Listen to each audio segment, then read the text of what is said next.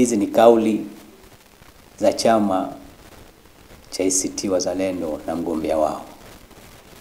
Katika mambo ambayo kwa tumekatazwa na maadili wakati tunasaini maadili ya Tume ya Uchaguzi Zanzibar na Tume Huru ya Taifa ya Uchaguzi, ni kuepusha maneno yaliyokuwa si shirikishi kwa ajili ya umoja wetu.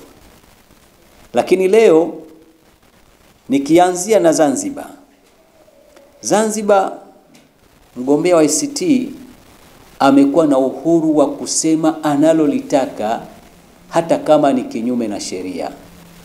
Lakini jambo la kusikitisha kwamba vyombo vya dola, msajili wa vyama, lakini hata tume wenyewe ya uchaguzi Zanzibar inashindwa kukemea maneno haya.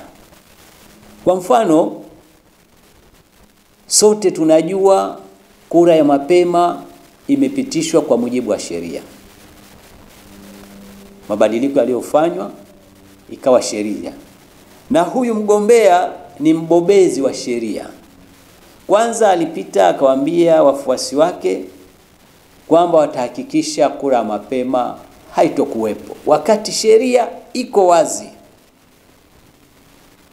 Matokeo yake sijui yeye na Tundu Lissu nani ambaye, kwa sababu Tundu Lissu alisema kama hakuna mabadiliko hakuna uchaguzi, wakati anajua sheria ipo wazi juu ya uchaguzi.